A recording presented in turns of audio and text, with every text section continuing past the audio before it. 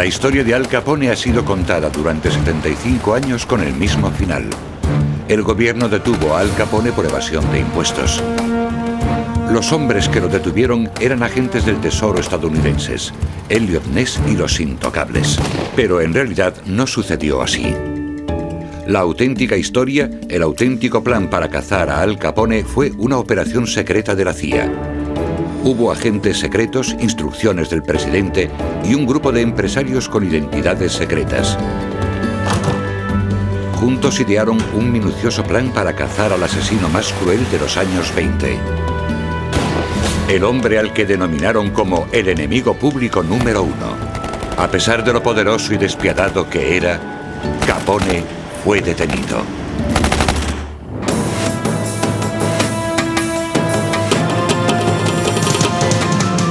Investigando la historia. A la caza de Al Capone. En pie, por favor. La vista del juicio contra el señor Al Capone. Al Capone estaba sentado en la sala dando golpecitos en la mesa de la defensa con las yemas de los dedos. Era octubre de 1931. A sus 32 años ya era uno de los criminales más fríos y calculadores de todos los tiempos. Era responsable de 300 asesinatos y parecía estar detrás de todos los negocios ilegales de Chicago. Pero estaba en la sala por evasión de impuestos. Había costado 3 años tenerle ahí. 3 años de amenazas de muerte, trabajo secreto y planificación. Durante los últimos 70 años, los responsables de esta operación habían permanecido en el anonimato. Así era como querían que fuese. Todo empezó aquí, en Chicago, en 1924. En una ciudad que parecía dispuesta a vivir con esto, a cambio del lujo de tomar una copa. La prohibición llevaba 9 años en vigor. La prohibición federal de la venta y consumo de alcohol había dividido a amigos y conocidos, e incluso a ciudades enteras, en 2 bandos, mojado y seco. La gente que vivía en las afueras de la ciudad de Chicago eran los secos. Mientras que Chicago era una de las más mojadas de las mojadas. En la cima del imperio de venta ilegal de alcohol de Chicago estaba Al Capone. Era joven, tan solo tenía 24 años cuando empezó, pero era muy listo. Tenía una habilidad especial para los negocios ilegales. Era la personificación del crimen organizado. Antes de cumplir los 30 ya ganaba más de 25 millones de dólares, que equivaldrían a unos 75 de hoy en día. Y cuando le fallaba su sentido empresarial, tenía una manera infalible de asegurarse el éxito. Acababa con la competencia. Su banda estaba en los titulares de los periódicos continuamente. Bajo su mandato, Chicago se había convertido en una ciudad aterrorizada por la violencia de las guerras de venta ilegal de alcohol. La policía, los jueces, incluso el alcalde de la ciudad, habían sido comprados por Capone. Muy pocos crímenes eran investigados, y aquellos que lo eran muchas veces acababan sin condena. Pero un día, en 1929, Capone cometió un error. Eran las 10:30 de la mañana del 14 de febrero cuando los hombres de Capone entraron en un almacén al norte de Chicago. Dentro había 6 hombres de la banda de Bugs Moran y también un optometrista que solía salir con ellos. Supuestamente Moran también tenía que haber estado allí, pero llegó tarde. Habían sido engañados con una falsa llamada telefónica, prometiéndoles un camión lleno de whisky robado a bajo coste. Capone había organizado lo que pasaría después. Tal y como lo veía él, el negocio de la venta ilegal de alcohol de Chicago era suyo. Nadie se metía en medio. Mientras Capone estaba a salvo en su casa de Miami, otros llevaron a cabo su plan. Primero, 2 de sus hombres, disfrazados de policías, entraron en el almacén y pusieron contra la pared a toda la banda de Moran. Los hombres les hicieron preguntas, se quejaron un poco, pero no se resistieron. Sabían el protocolo de lo que aparentemente parecía una redada rutinaria. Una vez estaban contra la pared, llegaron otros 2 hombres de Capone.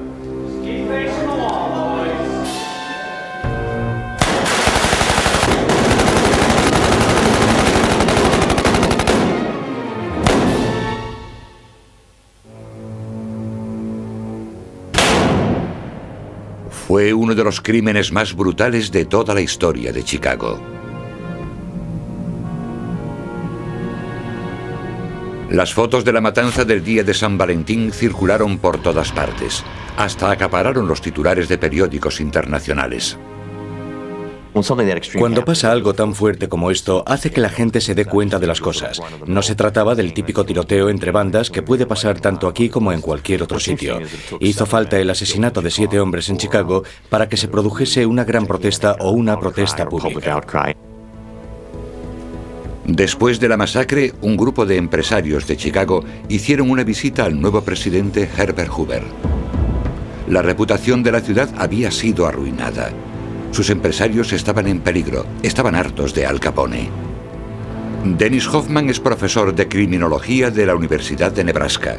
En su libro Al cara cortada y las cruzadas contra el crimen, descubre lo que esos empresarios de Chicago estaban dispuestos a hacer para librarse de Capone y el importante papel que jugaron en su detención, algo que la mayoría de las veces ha sido omitido. Hoy nos resulta raro pensar en agencias privadas librando una batalla contra el crimen.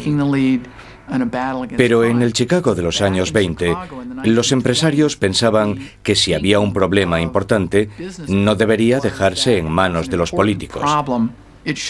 Así que los propios empresarios formaban agencias privadas para solucionar estos problemas. Y de hecho, eso fue lo que pasó en el caso de Al Capone. Destacaban sobre todo 6 nombres: Frank Loesch, de la Asociación del Colegio de Abogados de Chicago; Samuel Insull, dueño de la empresa Commonwealth Edison; Julius Rosenwald, presidente de Sears Roebuck; Robert Isham Randolph, presidente de la Cámara de Comercio; Edward Gore, uno de los fundadores de la Comisión contra el Crimen de Chicago; y George Paddock, agente de bolsa. Antes de la masacre eran empresarios. Ahora estaban a punto de convertirse en miembros de un grupo parapolicial. Más adelante, un artículo periodístico los bautizará como los 6 misteriosos. La mayoría de los 6 misteriosos eran acérrimos republicanos, así que obviamente simpatizaban con el presidente Hoover. Armados con las fortunas que habían amasado y sus contactos políticos, los 6 hombres tenían reuniones clandestinas. Con valentía y prudencia, al estar en juego la seguridad de sus familias, continuaron reuniéndose en secreto. Por el momento, Capone tenía otras preocupaciones. Había oído que 2 amigos, John Scalise y Albert Anselme, planeaban matarlo para tomar el control del imperio de venta ilegal de alcohol. Capone celebró una cena para demostrar a los miembros de su banda lo que les hacía a los traidores. Se rió y bebió con los 2 hombres, y entonces, después de cenar, cogió un bate y se puso a dar vueltas en torno a la mesa.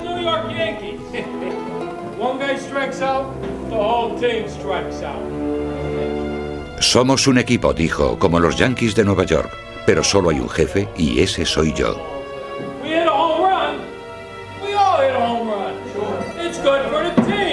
Cuando llegó junto a los 2 hombres, levantó el bate y los golpeó hasta la muerte.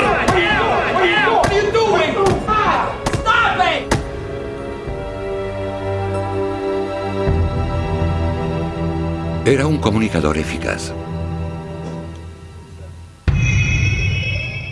En el despacho oval, el presidente Hoover llamó al secretario del Tesoro, Andrew Mellon, para su ritual diario de ejercicio matinal y conversación. Y le preguntó lo mismo que le preguntaba todos los días: ¿has detenido ya a ese tal Capone? Aún faltaban meses para el crack de la bolsa, que supuso el comienzo de la Gran Depresión en el país. Hoover no era nada tonto. Puede que fuera nuevo en la presidencia, pero sabía que para tener éxito tenía que tener contentos a los líderes industriales de la nación. Además, la prohibición había sido idea suya y fue una de las razones por las que le habían elegido presidente. Quería a Capone entre rejas, casi tanto como sus electores de Chicago. El secretario del Tesoro, Mellon, había ideado un plan de ataque sobre 2 flancos. Había enviado a Chicago a 2 grupos de agentes del Tesoro. Ambos grupos entrarían en contacto con los 6 misteriosos cuando llegaran a la ciudad. Para entonces, los 6 tenían $1 millón en su fondo de lucha contra el crimen, que estaría a disposición de los agentes cuando les hiciera falta. Elliot Ness y sus intocables perseguían a Capone por violar la prohibición. Mientras Ness acaparaba los titulares de los periódicos, el otro grupo de agentes trabajará en secreto para infiltrarse en la banda de Capone e intentarán sacar información a los propios hombres de Capone sobre su forma de llevar el negocio. El agente especial Frank Wilson será el encargado de clasificar la información y las pruebas. El agente Mike Malone arriesgará su vida intentando infiltrarse en la banda de Capone.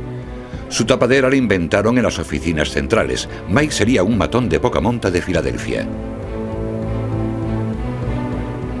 Los otros 4 agentes saldrían a la calle en busca de informadores y comprobarían los archivos bancarios. Capone sabía todo lo que pasaba en Chicago en 1929. Oyó hablar de los 6 misteriosos y de los agentes del servicio de inteligencia, pero no les dio demasiada importancia. Yo supongo que quizás Capone se acabó creyendo algunas de las historias que publicaban sobre él los periódicos de Chicago. Quizás creyera que era omnipotente o que los federales no podían tocarle o que estaba por encima de la ley. Le molestaba que los intocables hicieran redadas en sus destilerías, pero esos agentes nunca podrían presentar cargos contra él. Él se había asegurado de eso.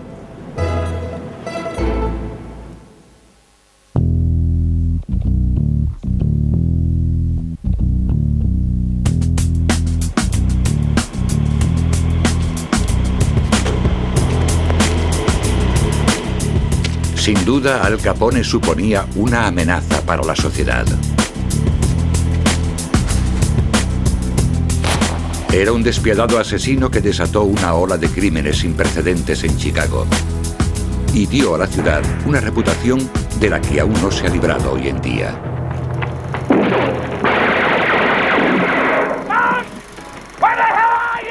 Pero esto no explica por qué las películas y los programas de televisión continúan fantaseando con su imagen, o por qué hay gente que aún cree que es un héroe popular.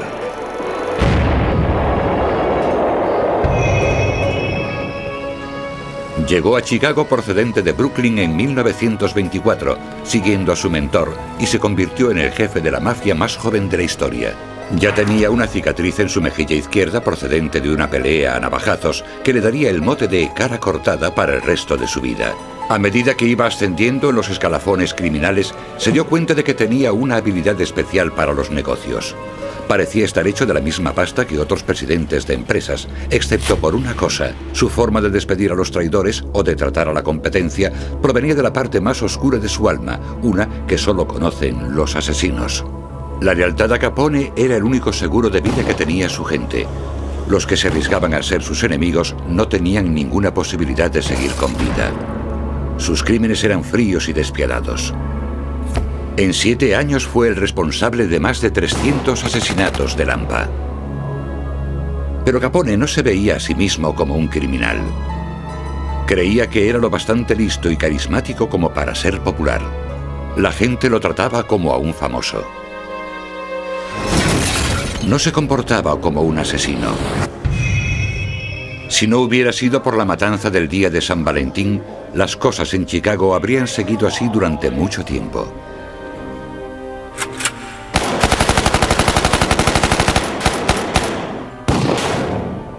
Pero una vez estuvo claro que Al Capone estaba detrás del brutal asesinato en serie, la ciudad que él creía suya se volvió contra él. A finales de 1924, los 6 misteriosos, los empresarios de Chicago convertidos en grupo parapolicial, estaban progresando en su plan para librarse de Capone. Cada miembro tenía sus motivos para querer a Capone fuera de Chicago. Frank Leach, un cristiano devoto y superviviente del gran incendio de Chicago, lo veía como un servicio público. George Paddock, futuro miembro del Congreso de Estados Unidos, estaba preocupado por el efecto que tendría en los pobres. Robert Isham Randolph había mandado tropas en la Primera Guerra Mundial y veía esto como otro tipo de guerra. Colectivamente sus motivos eran sencillos. Creían que con Capone y su banda sueltos la ciudad no era un lugar seguro. Las cosas empezaron a salirles bien.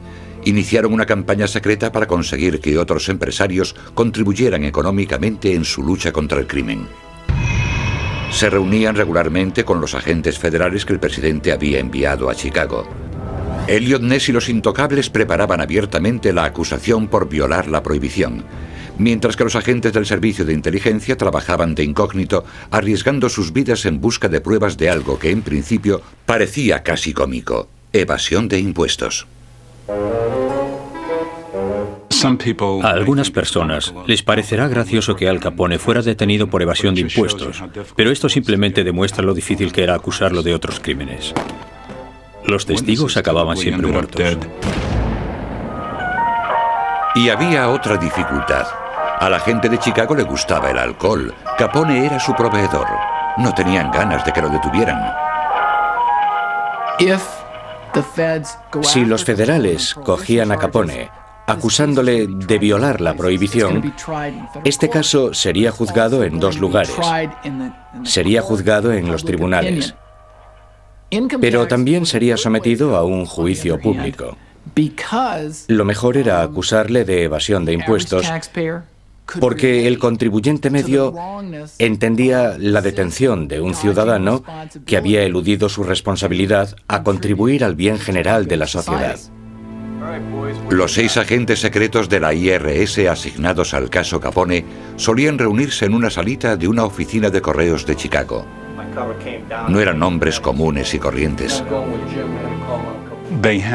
Eran del tipo de personas que tienen el valor de pasar por una puerta sabiendo que hay gente armada al otro lado, y también la habilidad de saber identificar hasta la prueba más pequeña. No todo el mundo puede buscar en libros e informes, y no todo el mundo tiene el valor de pasar por una puerta. Para ser realmente efectivos, los agentes del Departamento de Investigación Criminal tienen que ser capaces de saber hacer estas dos cosas. Los agentes recorrieron las calles. Poco a poco se iban abriendo camino hacia Capone. Uno de los agentes encontró a una prostituta que trabajaba en uno de los burdeles de Capone, que accedió a ser su informadora. Frank Wilson, el jefe de la investigación, tenía a otro, el dueño de un circuito de carreras con Capone. Se llamaba Eddie O'Hare. Arriesgando su vida, O'Hare jugó en ambos bandos. Eddie O'Hare había estado trabajando en Chicago con la mafia de Capone durante años y entonces colaboró por motivos personales. Yo creo que en parte porque quería lavar su imagen y en parte porque quería que su hijo fuera a la Academia Naval de Annapolis y obviamente sabía que no dejarían entrar allí al hijo de un socio del crimen organizado. Así que contactó con el IRS y empezó a cooperar con ellos como informador confidencial para el caso de evasión de impuestos, proporcionándoles información de distinto tipo, y gran parte de ella fue crucial para la investigación. El agente Mike Malone eligió el trabajo más arriesgado de todos, porque si lo pillaban sería asesinado. Se alojó en el Hotel Lexington, la oficina central de Capone, y con el dinero de los 6 misteriosos empezó a hacerse amigo de la banda. Una noche la banda invitó a Malone a una de las fiestas de Al. Malone estaba preocupado. Había oído lo que Capone le había hecho a los traidores en una de sus fiestas. Y se había descubierto quién era Malone. Decidió esconder una pistola en su cinturón por si acaso.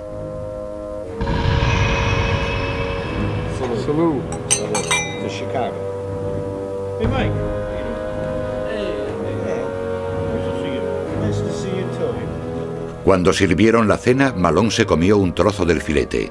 Nunca había probado un filete tan especiado. Y se atragantó. Y entonces su pistola se cayó de la funda que tenía en el cinturón, pero afortunadamente nadie lo vio. La pistola acabó sobre sus piernas y pudo volver a colocarla en su sitio antes de que nadie viese que la tenía.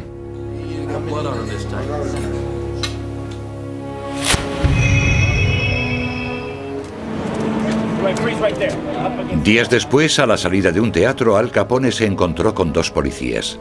Tenía un montón de problemas. La mafia de Nueva York no estaba nada contenta con él. Por su afán de protagonismo había atraído toda la atención hacia las mafias. Los crímenes se le habían ido de las manos. Estaba avisado. Afectado por todo esto, Capone organizó su propio arresto por posesión ilícita de armas y fue encerrado. En marzo de 1930, mientras estaba en la cárcel, los agentes de inteligencia del IRS hicieron su primera incursión en el imperio Capone. La mano derecha de Capone, Frank Nitti, fue declarado culpable de evasión de impuestos y condenado a 1 año y medio de cárcel. Un mes después hubo otra detención. Uno de los socios de Capone, Jay Gusick, fue condenado a 5 años de cárcel por evasión de impuestos. Un mes después le tocó el turno al hermano de Al, Ralph. fue condenado a 3 años de cárcel. Los cimientos de la organización estaban empezando a tambalearse, pero el jefe iba a ser más difícil de derrocar. Tenía una manera infalible de protegerse. Su verdadero nombre nunca era utilizado en pagos y libros de contabilidad. No tenía una cuenta en el banco, no había nada que le pudiera relacionar con un ingreso. En público, Capone se mostraba seguro de sí mismo. Yo creo que tenía que haber estado ciego si no vio lo que estaban haciendo. Estaban atacando ese frente y estaban consiguiendo condenarles. Esto no era algo pasajero. No iba a pasar lo de siempre, que cuando fuese juzgado, el jurado le apoyase y le declarasen inocente. Aparentemente seguro de sí mismo, Capone tenía que estar sintiendo la presión. Había subestimado a los agentes del IRS. Ahora sus hombres de más confianza y su hermano ya no estaban con él. Cada vez se estaban acercando más.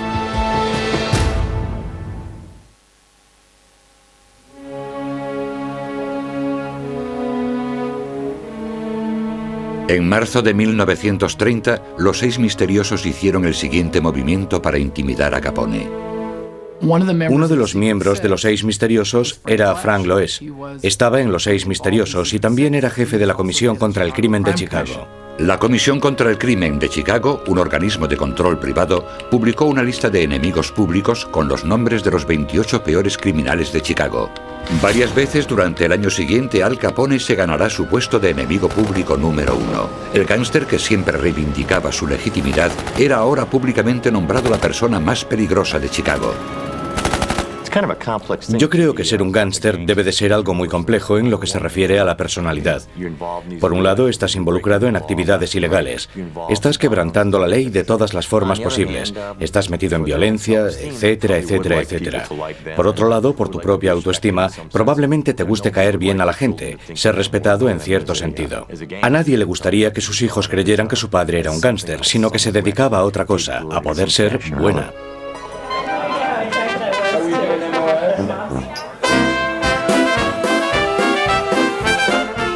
Los 6 misteriosos estaban haciéndose famosos por su lucha contra el crimen. Abrieron un bar clandestino donde se reunían delincuentes de poca monta y les daban pistas. Contrataron a sus propios investigadores y continuaron financiando el trabajo de los intocables y los agentes del IRS. Su fama se estaba extendiendo por todo el país. Grupos de empresarios de otras ciudades estaban formando sus propias organizaciones de lucha contra el crimen, siguiendo el modelo de los 6. Todo el mundo quería saber quiénes eran los 6 misteriosos. Capone leía sobre esto en los periódicos y estaba empezando a ponerse nervioso. Convocó una reunión con el jefe de los 6 misteriosos, Robert Isham Randolph. En sus memorias, Randolph escribió que Capone le había propuesto un trato. Si los 6 misteriosos lo dejaban en paz, limpiaría Chicago completamente. Randolph se negó. Eran malos tiempos para Capone. El mundo de la mafia estaba cambiando. Había un nuevo alcalde en Chicago con un nuevo departamento de seguridad del Estado que no podía ser comprado.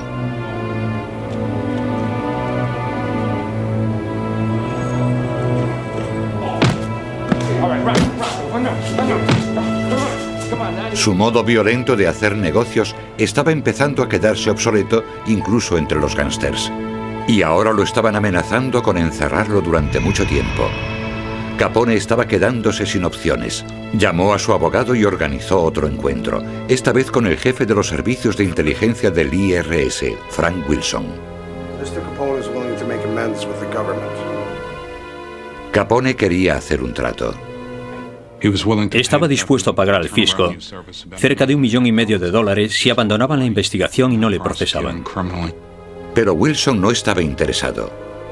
Al salir del despacho, Capone se paró junto a él y le susurró al oído: ¿Qué tal está su mujer, Wilson? Cuídese mucho. Wilson se tomó la amenaza muy en serio.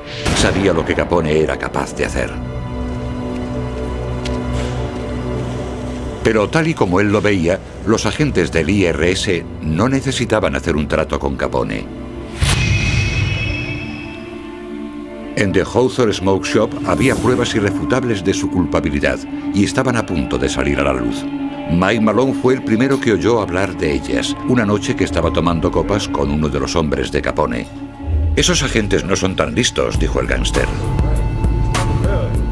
Le habló a Malone de un libro de contabilidad que la policía había confiscado en una redada en una casa de apuestas ilegal de Capone llamada The Hawthorne Smoke Shop. Estaban ahí, justo delante de sus narices tenían todas las pruebas que necesitaban para cazar a Capone. Frank Wilson será quien encuentre esas pruebas.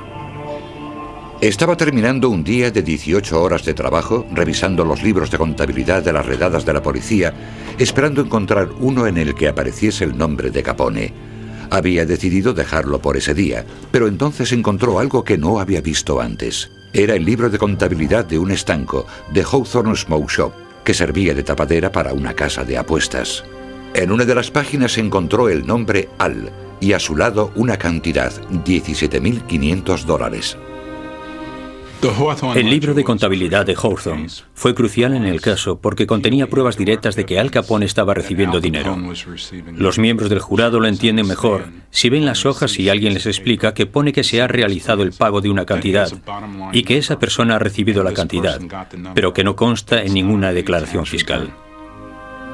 Ahora Wilson tenía que relacionar a Capone con el Al del libro de contabilidad.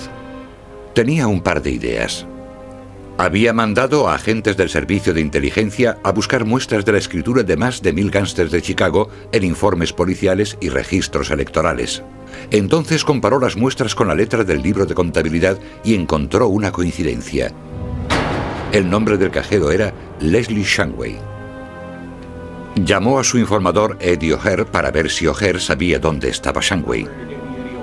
Eddie, do you know Leslie Shanway? Si podían encontrar al cajero, tendrían a Capone. Localizaron a Shanway en un canódromo en Florida y encontraron a otro cajero de Capone, Fred Rich. Ahora tenían a 2 personas que podrían testificar contra Capone. Pero había una dificultad. No había ningún programa federal de protección de testigos. ¿Cómo podría mantenerlos con vida? Entonces los 6 misteriosos dijeron, vamos a hacer lo que tengamos que hacer. Y financiaron esta actividad. Y en cierto modo formaron como un pequeño ejército privado que luchaba contra los mafiosos de la misma manera que luchaban entre ellos. Mientras los agentes de inteligencia preparaban el caso contra Capone, a la oficina de Wilson llegó una carta del abogado de Capone, Lawrence Mattingly. Contenía un informe anual de los ingresos de Capone de los últimos 5 años.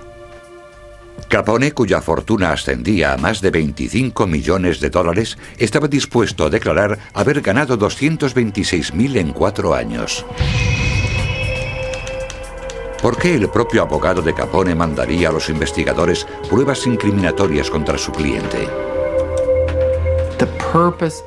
El propósito de esa carta era que Mattingly y Capone aclarasen sus deudas fiscales fuera de los tribunales. Estaban intentando llegar a un acuerdo amistoso. Y bueno, hoy en día muchos contribuyentes llegan a acuerdos con el IRS. La División de Inteligencia y la División de Investigación Criminal no aceptaron el dinero a cambio del procesamiento. Porque si no, todo el mundo que cometiese el delito de evasión de impuestos podría simplemente decir, vale, pagaré ahora lo que se supone que tenía que haber pagado desde el principio. El caso contra Al Capone se estaba haciendo cada vez mayor. Desesperado, su abogado hizo otra llamada. Esta vez al fiscal. Capone estaba dispuesto a hacer un trato. De hecho, llegaron a un trato. Y el trato era que Capone se declararía culpable e iría 2 años y medio a la cárcel. Por tanto, la condena sería mucho más leve. La negociación de la sentencia era una forma de demostrar a la gente que Al Capone no era invencible y que iba a ir a la cárcel. Solo había un problema. La gente que había ideado el plan para cazar a Capone 3 años antes, el gobierno, los 6 misteriosos y los agentes, habían arriesgado mucho para atraparlo. ¿Realmente iban a dejar que se librase de esta cumpliendo una condena de 2 años y medio a 5 años? Cuando el abogado de Capone se presentó frente al juez para la resolución de la negociación de la sentencia, el juez hizo algo inusual. El juez James Wilkerson echó un vistazo al acuerdo y lo rechazó. Rechazó la negociación de la sentencia. Y cuando estaban en la sala, Wilkerson le dijo a Capone, No puedes comprar al Tribunal Federal. La carta al IRS no había funcionado. La negociación de la sentencia tampoco. Capone estaba en peligro. Y yo creo que en ese momento Capone se dio cuenta de que las cosas habían cambiado. Y ahora sabía que si lo condenaban tendría que enfrentarse a bastantes años de cárcel en vez de creer que lo condenarían a 3 años. Y que con buena conducta saldría en solo 1 año o algo así. Y que pronto podría volver a Chicago. Unos días después, Frank Wilson recibió una llamada de Mike Malone. Había oído hablar a los hombres de Capone. Capone había ordenado que matasen a Wilson. La reacción de Wilson fue sorprendente. Dictó una orden de arresto contra Capone y salió en busca de los hombres a los que Capone había ordenado matarle. Cuando Capone se enteró de lo de la orden de arresto, canceló el asesinato. Ya estaba metido en bastantes líos. El 5 de junio de 1931, Al Capone fue acusado de 2 cosas: evasión de impuestos y violación de la prohibición. 3 meses después abrió un comedor de beneficencia para la gente de Chicago, la mayoría sin trabajo debido a la Gran Depresión. Casualmente, esto fue justo antes de su juicio por evasión de impuestos, y lo cerró poco después de terminar el juicio. Así que parece que no hay nada mejor que una treta publicitaria para conseguir un poco de publicidad positiva en todos los periódicos, y así poner a la gente de parte de Capone justo antes de que comience el juicio del caso y se empiece a deliberar. Capone pasó el verano previo al juicio en su casa de Lansing, Michigan. Antes de irse ordenó a su banda que hicieran un trabajo. Tenía otro as más bajo la manga. Si funcionaba, no habría forma de que le declarasen culpable.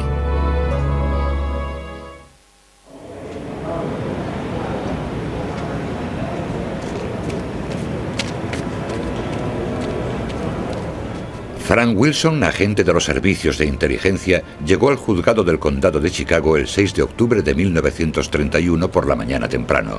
Nadie lo detuvo. Nadie sabía quién era. Elliot Ness también estaba en la sala, pero solo como espectador.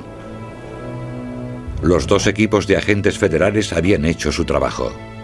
Ness y los intocables presentaron 5.000 acusaciones contra Capone por violación de la prohibición. Frank Wilson y los agentes del IRS citaron a 75 testigos para el caso. Para cuando acabara el juicio, habrían demostrado que Capone había ganado al menos $1 millón en sus 7 años como jefe de la mafia de Chicago. Después de sopesar ambos casos, el juez decidió que el de evasión de impuestos era el más contundente. Este sería un día glorioso para Wilson, los agentes del IRS y los 6 misteriosos. En el caso de que fuera declarado culpable de evasión de impuestos, Capone se enfrentaría a hasta 34 años de cárcel y una multa de $90.000. Irónicamente, en la calle, la banda de Capone estaba luchando la que será su última batalla en torno a la venta ilegal de alcohol en Chicago.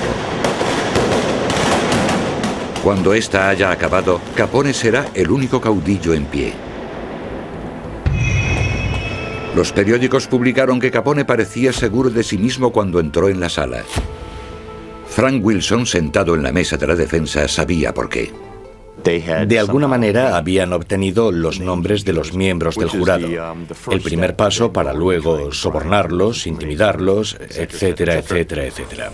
El agente Mike Malone, aún de incógnito, había informado a Wilson de esto, y Wilson se lo había notificado al juez.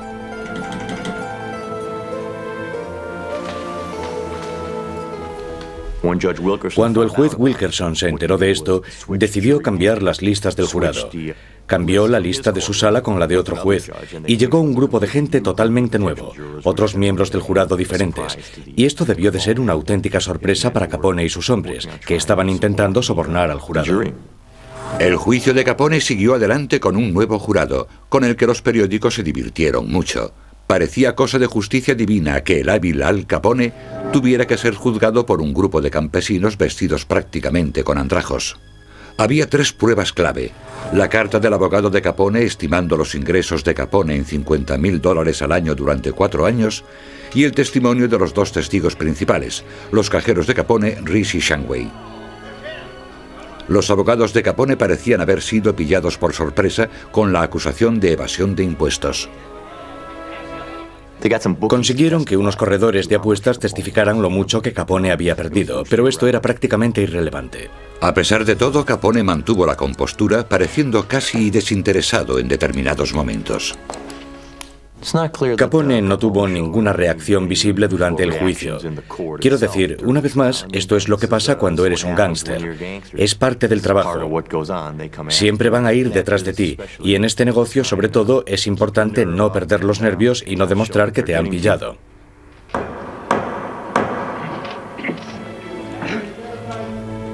El resultado del juicio está grabado en la historia. Al Capone fue declarado culpable de evasión de impuestos durante los años 1925, 26 y 27 y de no haber presentado las declaraciones de la renta del 28 y 29. Fue condenado a 11 años de cárcel y una multa de $80.000. Fue la condena por evasión de impuestos más severa jamás imputada.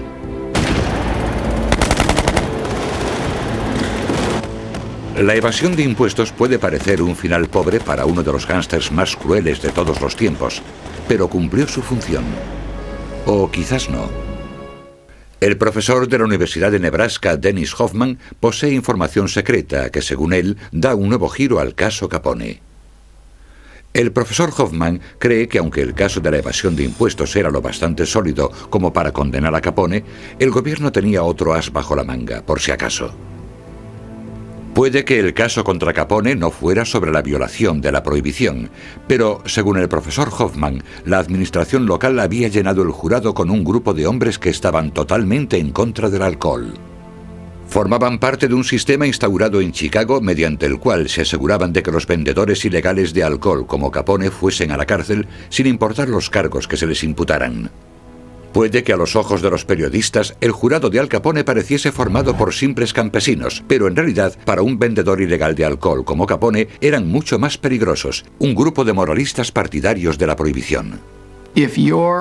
Si eres un gángster importante y vas a ir a juicio, no esperes tener todos los derechos que te garantiza la Constitución. ¿Quién sabía lo del jurado de partidarios de la prohibición en el juicio de Capone y quién no? ¿Acaso lo sabía el juez que rechazó la acusación de violación de la prohibición y aprobó la de evasión de impuestos? ¿El fiscal? ¿Hasta oídos de quién llegó? Estas preguntas todavía no tienen respuesta.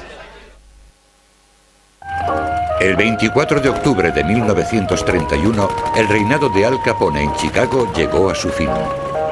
El hombre que tuvo a la ciudad a sus pies durante casi una década iba finalmente a ingresar en prisión. Los periódicos de Chicago celebraron el fin de la era Capone. En una entrevista sobre el juicio, Capone dio un último saludo, no a los agentes del Tesoro, Elliot Ness y los Intocables, a quienes la historia considerará como sus archienemigos, sino a los empresarios de Chicago a los que él respetaba, los 6 misteriosos. Yo creo que la contribución principal de Elliot Ness y los Intocables fue atentar lo más posible contra la fuente de ingresos principal de Al Capone. No secaron Chicago, no eliminaron totalmente la habilidad de Capone para producir alcohol o ganar dinero, pero dificultaron sus actividades, entorpecieron sus operaciones, pero al final todo eso fue secundario comparado con la acusación por la que le condenaron, la evasión de impuestos.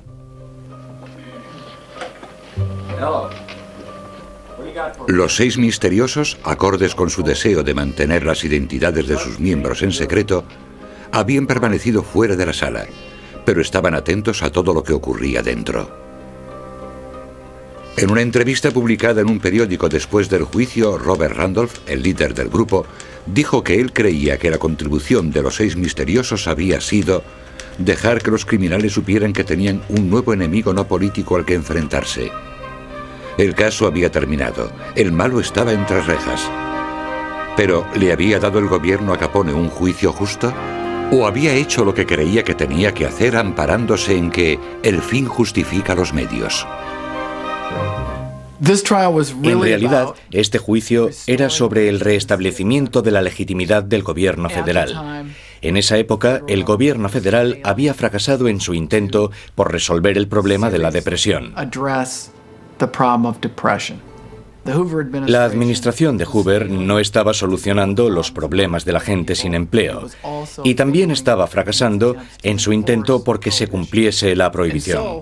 Por tanto, el juicio de Al Capone le dio a Hoover la oportunidad de restablecer la confianza en el gobierno federal. Incluso hoy, el gobierno centra su atención en determinada gente. Yo creo que es normal que la unidad de inteligencia, para ayudar al presidente de Estados Unidos, centrase su atención en alguien como Al Capone, es decir, en un asesino. Después de su condena en 1931, Al Capone fue enviado a la cárcel de Atlanta y luego a Alcatraz para cumplir sus 11 años de condena. Un día en 1939 empezó a estar confuso. No podía hablar. Le diagnosticaron neurosífilis, una enfermedad que había contraído de joven. En 1939, incluso el gobierno federal reconoció que ya no constituía una amenaza para nadie. En realidad, lo dejaron salir antes porque sabían que ya no iba a volver a Chicago a ponerse al mando de lo que ahora era una banda liderada por Frank Nitti. Nitti se quedó con todo lo que Capone había construido y después de la prohibición consolidó esta organización. Entonces Capone no suponía en absoluto un peligro público. Su mujer y su único hijo, Sonny, lo llevaron a su mansión de Florida, donde murió de un ataque al corazón el 25 de enero de 1947. Tenía 48 años. Tras la condena de Capone, muchos norteamericanos contactaron con el IRS, ansiosos por pagar los impuestos que debía su delincuente. La cantidad recaudada fue superior al $1.000.000. En 1968, la ley del Sistema Federal para la Selección del Jurado estipuló que los miembros del jurado serían elegidos de listas de censo electoral para evitar sistemas como el de los miembros del jurado partidarios de la prohibición. La gente del crimen organizado aprendió mucho del juicio de Capone. Las lecciones que ellos aprendieron de todo esto fueron tratar de pasar desapercibidos, permanecer en la clandestinidad y no contarle a todo el mundo que eres un criminal y te dedicas a trapichear. Para los 6 misteriosos, lo que parecía algo muy claro empezaba a no serlo tanto. Los 6 misteriosos fueron pillados pinchando los teléfonos de Swanson, el abogado del Estado. Al final, cuando estas acusaciones fueron presentadas ante un gran jurado, no pasó nada. Sus días de grupo parapolicial habían terminado. El informador de Wilson, Eddie O'Hare, se convirtió en un respetable empresario. Pero 8 días antes de que Capone saliese de la cárcel, a O'Hare le dispararon. Frank Wilson cumplió la promesa que le había hecho. Se aseguró de que el hijo de O'Hare, Butch O'Hare, entrara en Annapolis. Su hijo se graduó en Annapolis, se convirtió en aviador naval y de hecho hizo un gran trabajo durante la Segunda Guerra Mundial. Derribó 5 aviones japoneses en una misión y al final murió en el Pacífico. Al cabo de un tiempo, al nuevo aeropuerto de Chicago le pusieron el nombre de O'Hare Field, en honor a Butcher O'Hare, el hijo de Eddie O'Hare. Frank Wilson, de la unidad de inteligencia del IRS, se convirtió en jefe del servicio secreto y fue el encargado del servicio de seguridad frente a ataques nucleares. Cuando el bebé Lindbergh fue secuestrado, Charles Lindbergh le pidió su ayuda. La unidad de inteligencia siguió investigando a otros mafiosos en Nueva York y consiguieron condenar a 250. A medida que pasaban los años, los nombres de aquellos que acabaron con Capone iban desapareciendo de la historia. Sin embargo, la historia de un despiadado pero carismático gángster y su archienemigo, el guapo agente del tesoro, ha ido evolucionando. Yo creo que nos hace gracia. Nunca nos tomamos como algo personal que Elliot Ness se llevase todo el mérito. En realidad nunca lo hicimos. La idea de que debajo de los elegantes trajes de un grupo de ricos empresarios y un puñado de agentes del IRS podría haber una especie de superhéroes simplemente no era una historia lo bastante buena.